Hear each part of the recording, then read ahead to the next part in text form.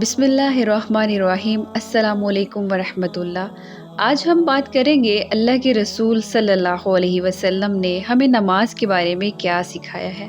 اللہ کے رسول نے فرمایا کہ اللہ فرماتے ہیں، میں نے نماز اپنے اور اپنے بندے کے درمیان تقسیم کی ہے اور میرے بندے نے جو مانگا اس کا ہے۔ اب یہ بات ہمیں بتانے کے پیچھے کیا مقصد تھا؟ اس کا مقصد یہ تھا کہ نماز اللہ کے ساتھ ہماری گفتگو ہے، یہ رکوع سجود ہمارے رب کے ساتھ ہم کلام ہونے کا ایک انداز ہے۔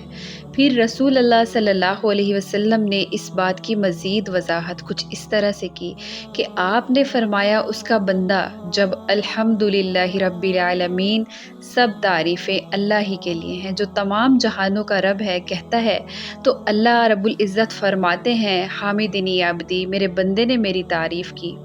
اور جب اس کا بندہ کہتا ہے الرحمن الرحیم، سب سے زیادہ رحم کرنے والا اور مہربان، تو اللہ فرماتا ہے اثنا علیہ عبدی، میرے بندے نے میری ثنا بیان کی۔ پھر جب اس کا بندہ کہتا ہے مالک یوم الدین، جزا کے دن کا مالک، تو اللہ فرماتا ہے مجدنی عبدی، میرے بندے نے میری بزرگی بیان فرمائی۔ اور ایک دفعہ فرمایا مروتن فوّد الیہ عبدی، میرے بندے نے اپنے معاملات میرے سپرد کر دیے۔ پھر جب اس کا بندہ کہتا ہے ایاک نعبد و ایاک نستعین، ہم تیری ہی بزرگی کرتے ہیں اور تجھ سے ہی مدد چاہتے ہیں، تو اللہ فرماتے ہیں ھذا بینی و بین عبدی ولعبدی ما سأل، یہ حصہ میرا اور میرے بندے کے درمیان ہے اور میرے بندے نے جو مانگا اس کا ہے۔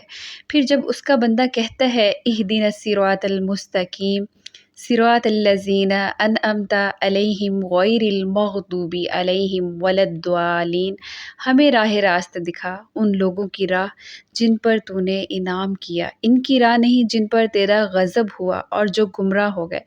تو اللہ رب العزت فرماتے ہیں ھذا لعبدی ولعبدی ما سأل، یہ میرے بندے کے لیے ہے اور میرے بندے کا ہے جو اس نے مانگا۔ اب اس حدیث سے ہمیں کیا سیکھنے کو ملتا ہے کہ نماز میں صرف ہم اللہ سے گفتگو نہیں کرتے بلکہ اللہ بھی ہم سے گفتگو کرتا ہے۔ یہ جو حدیث ہم نے پڑھی، آپ نے اس میں غور کیا کہ اللہ ہماری ایک ایک بات کا جواب دیتا ہے، تو اس کا مطلب کیا ہوا؟ کیوں ہمارے پیارے نبی صلی اللہ علیہ وسلم نے یہ بات بتائی؟ تاکہ ہم یہ جان سکیں اور سمجھ سکیں کہ ہمیں نماز جلدی جلدی نہیں پڑھنی بلکہ ہمیں نماز ٹھہر ٹھہر کر پڑھنی ہے۔ اور ہمیں ایسا کیوں کرنا ہے؟ کیونکہ ہمارا رب ہمیں نماز کے دوران جواب دیتا ہے، سو ہمیں اپنی بات کہنے کے بعد اپنے رب کا جواب بھی سننا ہے۔ صحابہ کرام رضی اللہ عنہ اور رسول اللہ صلی اللہ علیہ وسلم کی نماز ہم سے زیادہ لمبی کیوں ہوتی تھی؟ کیونکہ وہ نماز کو ٹھہر ٹھہر کر پڑھتے تھے اور نماز میں لمبی لمبی اور کئی ساری دعائیں اور صورتیں پڑھا کرتے تھے۔ اور وہ ایسا کیوں کرتے تھے؟ کیونکہ وہ اللہ کے جوابات کو محسوس کیا کرتے تھے۔ وہ اس لیے نمازیں لمبی پڑھا کرتے تھے کیونکہ انہیں اپنے رب سے گفتگو کرنے میں مزہ آتا تھا۔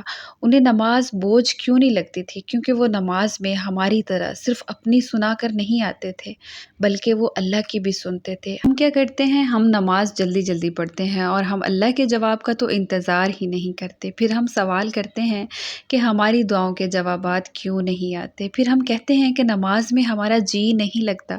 کیسے ملیں گے جواب جب آپ جلدی میں سجدے کر کے اور صورتیں پڑھ کر نماز کا کام ختم کر دیں گے؟ کیسے نماز میں دل لگے گا جب آپ اللہ کی گفتگو کو محسوس ہی نہیں کریں گے؟ گفتگو کے بھی آداب ہوتے ہیں کہ جیسے سامنے والا آپ کی بات سن رہا ہے ویسے ہی آپ بھی اس کی بات سنیں۔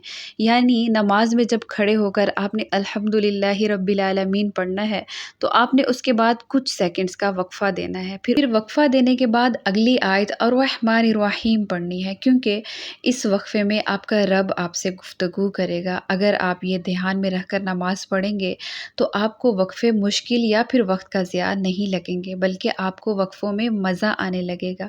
آیتوں کے درمیان اللہ کے جواب کو محسوس کیا کریں۔ نماز صبر ہے، اس لیے صبر کے ساتھ نماز میں قیام کیا کریں۔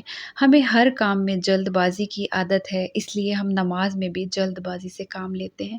اسی لیے آج ہم میں سے اکثر کو نماز بہت بھاری لگتی ہے۔ جس لطف کے لیے نماز کو بنایا گیا تھا وہ تو ہم بھول ہی گئے، اور کس لطف کے لیے نماز ہمیں دی گئی، اللہ سے ہم کلام ہونے کے لیے۔ آج سے آپ نے ہوش میں رہ کے اور اس بات کا خیال دل میں رکھ کر نماز پڑھنی ہے کہ آپ نماز میں جو کچھ بھی کہیں گے اس کا جواب اسی وقت فوراً اسی لمحے آپ کو اللہ خود دیں گے۔ اب دیکھیں، اللہ نے اس کام کے لیے لوگ یا کوئی اور مخلوق بھی مقرر نہیں کی۔ اللہ نماز میں ہمیں خود جواب دیتا ہے، بغیر کسی رکاوٹ کے، بغیر کسی پردے کے۔ جب یہ بات ذہن میں بٹھا لیں گے تو نماز راحت بن جائے گی۔ آپ نماز میں صبر کرنا سیکھ جائیں گے تو دعاؤں میں بھی صبر کرنا خود بخود آ جائے گا۔